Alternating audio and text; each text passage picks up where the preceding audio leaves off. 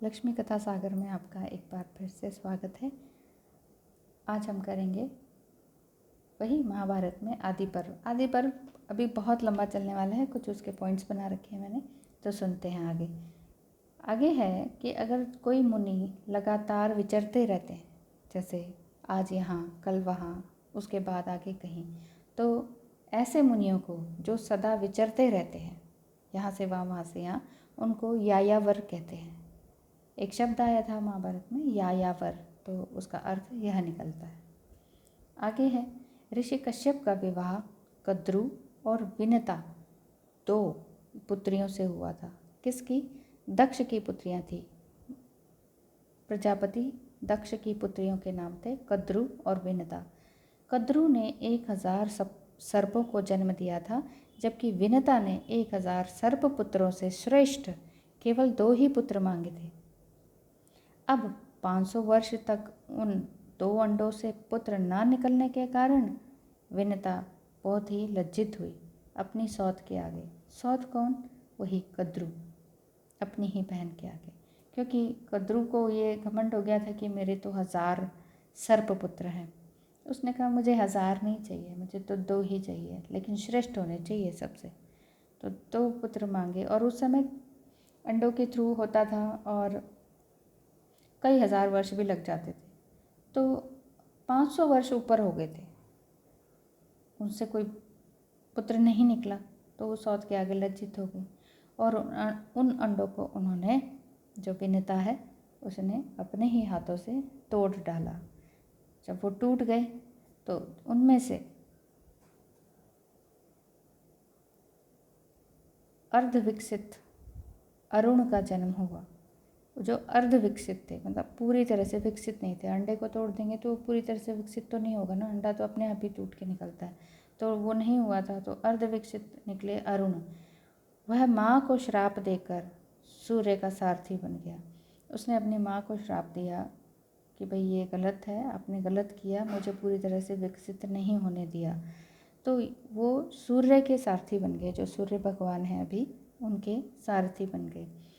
प्रातः काल की जो लालिमा होती है उसे अरुण ही कहते नहीं, अरुणिमा। जब सूर्य उगते हैं तो उससे पहले अरुणिमा आती है, तो वही वो उनके सारथी बन गए। वही सारथी अरुणिमा, वही अरुण है। दूसरे अंडों से सर्प संहारक गरुड़ का जन्म हुआ, जो सर्पों का, जो गरुड़ों का संहार करते हैं। विधाता ने उनके लिए जो आहार नियत किया, उसके लिए गरुड़ माता विनता को छोड़कर आकाश में उड़ गया। उन्होंने कहा कि आपके लिए आहार यहाँ पर नहीं है, वो कहीं और है, तो वो अपनी माता को छोड़कर ऊपर उड़ गया। आगे आता है समुद्र मंथन के लिए मंदराचल पर्वत को इस्तेमाल करने के लिए पराक्रमी अनंत, जिन्हें शेषनाग भी कहते हैं, उनकी मदद ली गई। मंदराचल पर्वत को इस्तेमाल किया, समुद्र मंथन करना था। अब बोले कि कौन आएंगे, तो वो आ गए शेषनाग जी, उनकी मदद ली। शेषनाग ने पर्वत को उखाड़ कर कच्छपराज पर स्थापित कर दिया, जो कछुआ थे कच्छपराज पर स्थापित कर दिया। और इंद्र ने वज्र से ऊपरी भाग को दबाए रखा। इंद्र के अंदर इतनी ताकत थी ही, वज्र था ही उनके पास, उन्होंने वज्र से पूरी तरह से उसे दबाए रखा। क्योंकि जब हम जैसे दही बिलोते हैं तो वो हैवी नहीं होगा मथने वाला, तो वो ऊपर की तरफ उड़ने सा लगता है, तो उसके ऊपर प्रेशर डाल दिया इंद्र जी ने, इंद्र देवता ने वज्र से ऊपरी भाग को दबाए रखा। वासुकी नाग की डोरी बनाई गई। डोरी किसको बनाया गया? वासुकी नाग को। और देवताओं और दैत्यों ने फिर मिलकर समुद्र मंथन किया। एक तरफ देवता आ गए, दूसरी तरफ दैत्य आ गए। समुद्र ने भी अमृत में अपना हिस्सा मांगा, क्योंकि अमृत कहाँ से निकला? फिर समुद्र से ही निकला, जिसमें समुद्र मंथन में बहुत कुछ निकला था।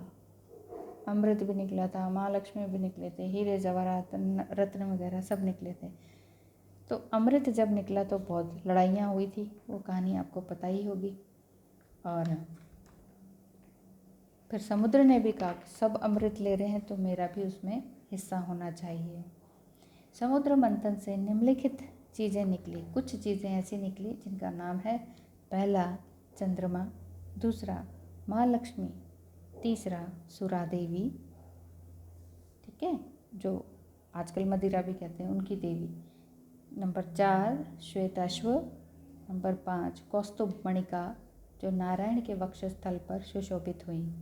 नंबर 6 पारिजात वृक्ष। नंबर 7 सुरभि गौ, गाय जिसका नाम सुरभि था वो निकली उसमें से। और 8 धन्वंतरी देव। और अंत में अमृत कलश लेकर बाहर आए धन्वंतरी देव। और 8 के बाद है 9वीं कौन सी चीज़ निकली? महानाग ऐरावत निकले। और 10वीं थी कालकूट महाविष, जिन्हें शिव शंकर ने पी लिया। क्योंकि जब ये सब कुछ मिला, सब ने कहा ये मुझे दे दो, मुझे दे दो, मुझे दे दो। जब कालकूट महाविष निकला तो सब ने कहा ये हम नहीं पी सकते। तब शंकर जी की मदद ली गई और शंकर जी ने उसे पिया और अपने कंठ में धारण किया। आज के लिए इतना ही। अपने 5-6 मिनट देने के लिए बहुत बहुत धन्यवाद है। आशा करती हूँ आपको वीडियो पसंद आई होगी। बहुत बहुत धन्यवाद।